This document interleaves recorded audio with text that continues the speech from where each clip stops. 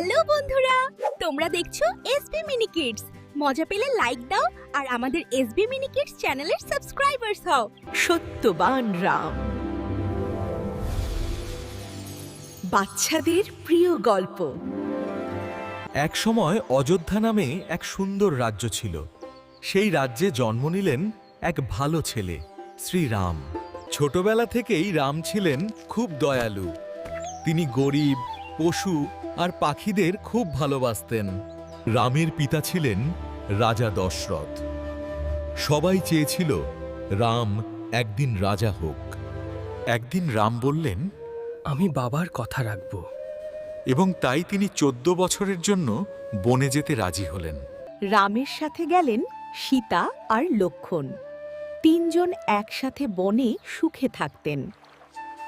বনে রামের দেখা হলো এক মজার বন্ধুর সাথে। তিনি হলেন হনুমান। হনুমান রামকে খুব ভালোবাসতেন, কিন্তু এক দুষ্ট রাজা ছিল, রাবণ। সে সীতাকে কষ্ট দিল। সবাই খুব দুঃখ পেল। রাম সেড, অন্যায় করলে শাস্তি পেতেই হবে। The war between good and evil began. শেষে ভালোই জিতল, রাবণ হেরে গেল। সীতা আবার রামের কাছে ফিরলেন। এসবি মিনি কিডস দেখছো?